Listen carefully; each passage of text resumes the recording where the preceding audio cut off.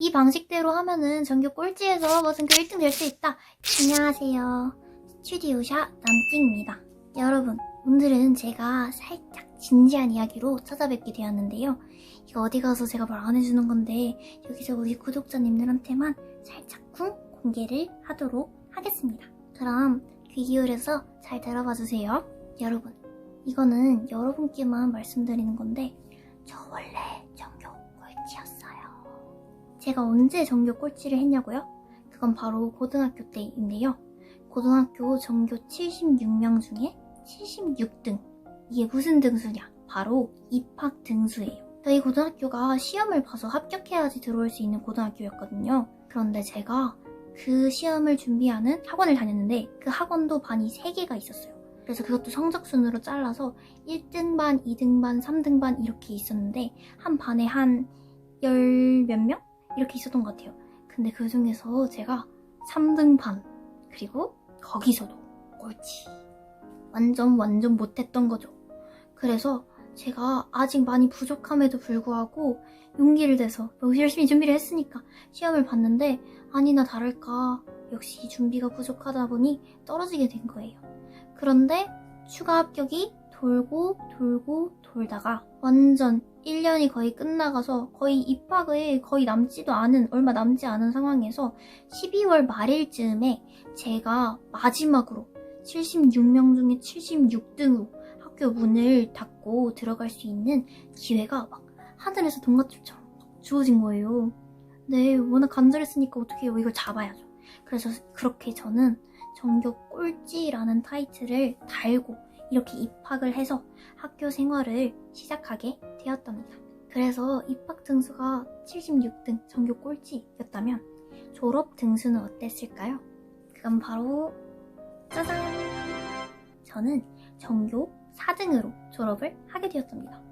무려 72계단이나 껑충 뛰어오른 셈이죠. 그런데 사실 여러분께 구체적인 수치로 전교 꼴찌에서 전교 4등이 되었다 이렇게 말씀드리기는 했지만 사실 이 이야기는 비단 저에게는 높은 등수로 올라갔던 그 72계단을 올라갔던 이야기만은 아닙니다. 오히려 저에게는 이 이야기가 등수 상승, 성적 상승이라기보다는 그 과정에서 하루하루 더 나아가기 위해 매일매일 치열하게, 독하게 노력했던 3년간의 나날로서 저에게는 기억이 되고 있답니다.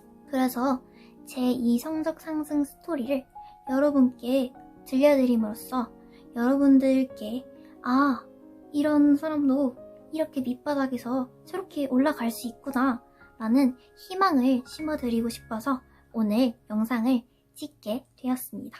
그럼 그때 제 하루 일과를 한번 말씀드려 볼게요. 딱 입학했을 때 제가 1학년 때 어떻게 살았었냐. 일단 전교 꼴찌니까 완전 베이스도 없고 할 게 너무너무 많은 거예요. 그러니까 남들이 발끝에 미치기 위해서 남들보다 몇 배의 시간을 써야 하는 상황이었어요. 그래서 몇 배의 시간을 만들어내기 위해서 제가 어떻게 생활을 했냐. 일단 아침 6시에서 6시 반 사이에 일어나서 새벽같이 면학실, 저희는 자습실이 아니라 면학실이라고 불렀거든요. 면학실로 내려가서 공부를 했어요. 딱 자리에 앉자마자 플래너 펴고 그날 하루 공부할 거 쫙 계획을 해놓고 수학의 정석을 풀기 시작했습니다. 제가 수학을 진짜 못했거든요.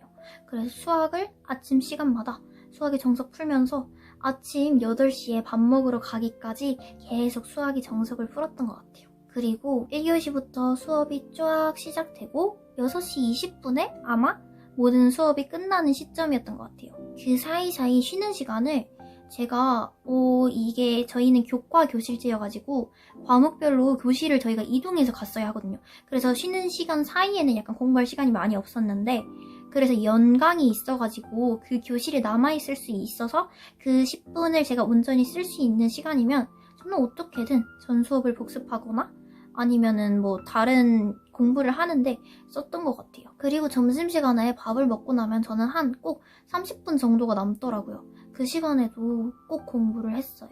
그 다음에 6시 20분에 저녁 시간이 시작이었는데 밥을 먹고 나면은 자습 시간이 7시 20분이었는데 밥을 먹고 나면 항상 40분 정도가 남더라고요. 자습하기 전까지. 그래서 저는 그 시간에 뭘 했냐? 잠을 잤어요. 자습 시간에 졸지 않기 위해서 딱 그 시간에 제가 칭하는 저녁잠이라는 것을 잡는데요. 이게 막 이렇게 엎드려서 자고 그러면 소화가 안 된단 말이에요. 그래서 막 이렇게 뒤로 막 목 젖혀가지고 베개 같은 거 뒤에다 대고 막 의자에 이러고 막 잤어요. 그렇게 자니까 7시 20분부터 9시까지 그리고 9시 30분부터 아마 11시 10분까지 진행이 되었던 저녁 자습 시간에도 졸지 않고 온전히 공부를 할 수가 있겠더라고요. 그 다음에 자습 시간 사이에 있던 30분 역시도 최대한 공부를 하려고 했고 또 12시부터 새벽 2시까지 주어지는 새벽 자습 시간도 될 수 있으면 진짜 매일매일 갔던 것 같아요. 그리고 거기서 끝이 아니라 딱 방에 돌아오면은 바로 누워서 자는 게 아니라 책을 펴고 이때 캠벨 책이라고 생명과학 책이 있거든요. 그 책을 펴고 읽다가 스르르 졸다가 잠드는 것을 되게 좋아했어요. 그러면 오히려 잡생각도 떨쳐내지고 잠도 깊이 잘 수 있더라고요. 그러니까 요약해서 말하자면 제가 쓸 수 있는 모든 시간을 공부에 다 쏟아부었던 거예요. 그때 저는 그럴 수밖에 없었거든요. 남들보다 몇 배의 시간을 투자해야지 남들이 기초만큼 갈 수 있는 베이스였기 때문에 그렇게 노력을 독하게 했던 것 같습니다. 그래서 그 결과가 어땠냐고요? 제가 사실 학교 생활하면서 등수들이 지금 잘 기억이 나지는 않는데 정말 뇌리에 딱 박힌 등수가 하나 있어요. 그게 바로 뭐냐? 제가 입학했을 때 76등이었고 딱 들어왔는데 정말 수업도 못 알아듣겠고 물리나 수학 같은 거 특히 노베이스였는데 완전 다른 사람들은 문제 너무 잘 풀고 너무 잘하는데 저만 너무 못하는 거예요. 그게 너무 격차가 눈에 보여가지고 그때 정말 많이 포기를 할까 했었는데 그 1학년 때 제가 아마 첫 중간고사를 그래서 첫 중간고사까지 입학하고 나서 쉬지 않고 그렇게 공부를 한 결과 제가 첫 중간고사 때 아마 전교 5등을 했을 거예요. 그래서 그 다음에 5등 다음에 뭐 4등도 해보고 뭐 올라가서 이렇게 마지막까지 전교 등수를 계속 올리고 그렇게 했는데 그때 사실 저는 전교 5등을 받았던 순간을 잊을 수가 없습니다. 그리고 제가 이렇게 촘촘한 일상을 어떻게 관리했냐 하면은 저는 매일매일 플래너를 썼어요. 그래서 이 플래너에 딱 아침에 일어나서 내가 하루에 가용할 수 있는 시간을 최대한 확보를 해서 이 플래너에 기록을 해놓고 이 플래너에 계획된 대로 체크를 해 나가면서 하루하루를 살아가다 보니까 촘촘한 시간 관리가 가능했던 것 같습니다. 이것들은 제가 다른 플래너 영상에서 소개해드렸던 여러 제가 썼던 제품이나 방법 같은 거를 참고해 주시면 좋을 것 같아요. 또 제가 한창 독하게 공부를 했던 시즌이 2학년 때 한창 엄청 바빠가지고 공부할 시간이 안 나던 시간이 있었어요. 그때 제가 부족한 공부 시간을 어떻게 메꿔왔냐고 하면은 밤에 12시쯤에 그때 강제 취침이었거든요. 근데 사실 이거는 벌점 항목인데 제가 원래 손전등을 가지고 그 손전등도 일부러 막 되게 센 손전등이 있고 좀 오래 써가지고 오래돼서 불빛 되게 약한 손전등이 있거든요. 그래서 그 불빛이 약해야지 다른 사람들 불빛 안 보이니까 그 약한 거 일부러 가져다가 그 밤에 손전등 켜고 이불 이렇게 꽁꽁 싸매서 빛 안 새어나가게 하고 그 안에서 캘큘러스라는 미적분학 비슷한 과목인데 미적분학이죠 그냥. 캘큘러스라는 책을 풀었어요. 이 조그만 데서 이러면서 보면서 막 이렇게 풀었어요. 그래서 그렇게 한 3, 4시 전까지는 공부를 많이 하고 잤던 것 같아요. 특히 시험 기간에. 그래서 그 캘큘러스 과목을 전교에서 아마 그때 6명만 A뿔을 받았었는데 제가 그때 딱 6등 해가지고 아마 A뿔 받았던 걸로 기억을 합니다. 그런 식으로 노력을 해서 보상을 받으니까 정말 그 보상이 너무 달콤하더라고요. 일단 저는 전교 꼴찌로 들어온 것이 굉장한 메리트로 작용했다고 생각합니다. 전교 꼴찌로 들어왔을 때 어떤 느낌이었냐면 어차피 다 나보다 잘한다. 그러니까 약간 공부를 할 때 친구들을 이겨야겠다. 이 사람을 넘어서야겠다. 이런 마음으로 하기보다는 어차피 나보다 잘하는 건 당연하고 밑바닥을 벗어나기 위해 내가 나 자신과 싸워서 이겨보자. 어떻게든 나는 올라갈 길밖에 없으니까 어디 한번 내가 이 길을 올라가 보자. 이런 생각으로 공부에 임하게 된 거예요. 그러니까 애초에 경쟁 가능성을 포기를 한 것이죠. 근데 오히려 그게 굉장히 공부를 즐길 수 있는 원동력이 되었던 것 같아요. 일단 떨어질 일이 없이 올라가기만 하니까 이게 올라가기가 쉽지 않은데 나는 올라가는 것밖에 못해. 얼마나 좋은 보상이에요. 계속 내가 하루하루 노력할수록 완전 나는 올라갈 일밖에 없었고 그 올라가는 그 보상이 저에게 너무 달콤해가지고 공부에 정말 열정적으로 임할 수 있는 원동력이 되었던 것 같아요.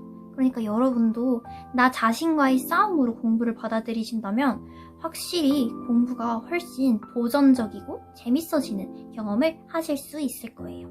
그리고 또 제가 나 자신의 마음을 항상 가다듬었던 방법이 하나가 있는데요. 제가 중학교 때부터 그리고 고등학교 때도 계속 했던 상상이 한 가지가 있어요.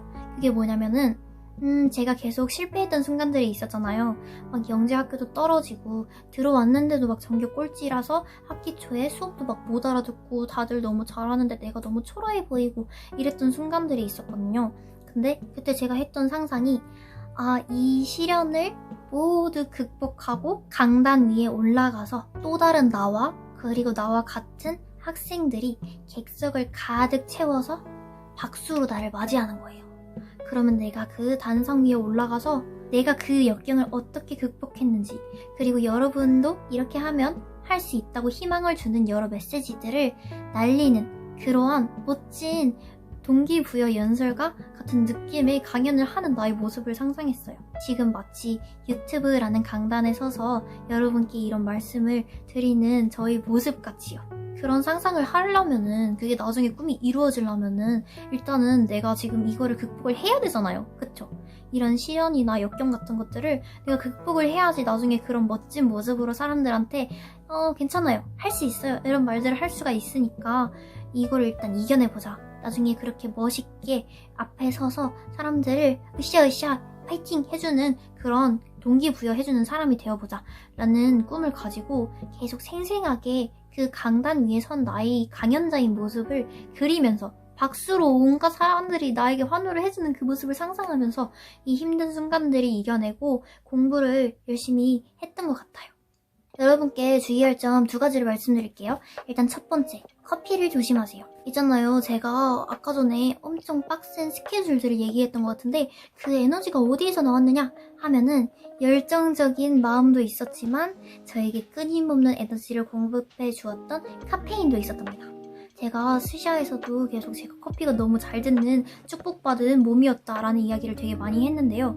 제가 실제로 카페인이 너무 잘 들어가지고 고등학교 때 커피만 먹으면 막 에너지가 막 솟아오르는 그런 사람이었어요. 그래서 그 에너지를 공부에 쏟을 수가 있었는데 이 커피를 진짜 조심하셔야 할 게 그렇게 에너지를 다 끌어다가 모아다가 한 번에 이렇게 딱 써버리면은 나중에 그 후폭풍이 반드시 온다는 사실을 말씀드리고 싶어요. 제가 카페인이 너무 잘 들었던 만큼 부작용 그리고 그 후폭풍도 엄청나게 겪었던 사람으로서 1, 2학년 때 정말 카페인을 이용해서 열심히 하루를 채워 살았던 만큼 2학년 말이나 3학년 초반 즈음에는 카페인 부작용으로 인해서 버린 시간이나 그런 체력이나 이런 것들이 굉장히 많거든요. 그래서 여러분은 잔악기나 커피 조심하세요. 제가 하지 못했던 일이지만 운동하셔서 체력 관리 하시면 좋을 것 같아요. 그리고 2번째로 멘탈 관리에 대한 내용인데요. 일단 여러분께 드리고 싶은 말씀이 이런 DM이 자주 와요. 남띵님은 고등학교 때 멘탈 관리 어떻게 하셨어요? 어떻게 그 흔들리는 멘탈을 다잡고 공부에 임할 수 있죠? 이런 DM이 되게 많이 오는데 제가 여러분께 드리고 싶은 말씀은 저도 멘탈 관리를 못합니다 라는 거예요. 그러니까 그게 무슨 말이냐? 이게 저도 고등학교 때 어떤 점이 힘들었냐면 제가 진짜 마음이 엄청 여리고 엄청 되게 남한테 싫은 소리를 되게 못하는 성격이에요. 그래서 스스로 사귀다가 뭔가 되게 휘둘리고 뭔가 이랬던 적이 되게 많은데 그런 순간순간들 제가 저를 가장 괴롭게 했던 것이 나는 왜 이거 하나 멘탈 관리를 못해서 지금 내 공부 시간을 이렇게 지장받는가 였거든요. 근데 지나고 나서 보니까 그럴 필요가 없었던 거예요. 오히려 나를 더 괴롭게 하는 것은 흔들리는 멘탈 자체에 대한 걱정으로 인해 더 흔들리는 그런 증폭 효과가 너무 컸던 게 문제였던 것 같았어요. 그래서 또 지나가 보니까 멘탈이 흔들리는 건 너무 당연하다는 점, 그리고 사람마다 이게 마음이 여린 정도가 달라서 왜 나는 이렇게 멘탈이 약할까 이렇게 자책하지 말아줬으면 좋겠다는 점을 말씀드리고 싶었고, 저처럼 멘탈 관리 진짜 못하고 멘탈 엄청 많이 깨져본 사람도 그냥 잘 이겨낼 수 있고 이렇게 공부 잘 해낼 수 있다 라는 사실을 보여드리고 싶어서 이런 이야기를 하게 되었습니다. 그리고 마지막으로 드리고 싶은 이야기가, 이런 영상을 보면은 되게 저를 막 대단하게 생각해 주시고 너무 감사하게도 DM으로 막 너무 칭찬 같은 게 많이 오곤 하는데, 사실 저는 그렇게 대단한 사람이 아니고요. 그냥 여러분보다 조금 더 먼저 고등학교를 다니고 조금 더 먼저 입시를 해본 사람일 뿐이고, 그냥 저희 경험을 이렇게 나누면서 조금 이게 도움이 되고 여러분께 가치 있는 이야기로 다가갈 수 있을까라는 생각을 하면서 아직 하루하루 나아가고 있는, 그런 아직도 부족하지만 매일 나아지려고 노력하고 있는 그런 사람이랍니다. 그래서 막 남띵님은 너무 막 어떻게 그렇게 계획적으로 사셨어요? 막 이렇게 나는 왜 이게 안 될까요? 이렇게 생각하실 필요가 없는 게, 저도 공부 잘 된 날 있고 안 된 날 있고 들쑥날쑥한 여러 나날들을 보내서 지나고 나면은 하나의 평균을 중심으로 이렇게 분포가 생겨 있잖아요. 이거를 멀리 길게 보세요. 순간순간에 연연하면서 자책을 하고 이러는 것은 정말 소용이 없는 일인 것 같아요.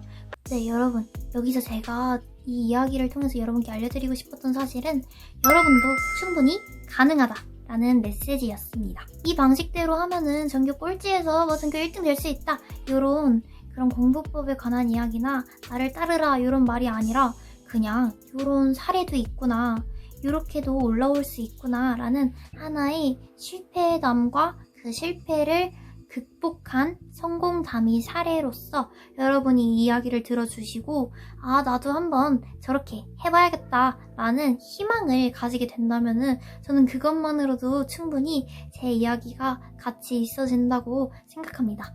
그러니까 여러분, 너무 힘들어하지 마시고 앞으로 정말 행복하시길 바라면서 우리 모두 같이 도전하면서 독하게 한번 버텨봅시다. 그럼 여러분 모두 파이팅! 오늘 제 이야기가 도움이 되셨다면 스튜디오샤 구독과 좋아요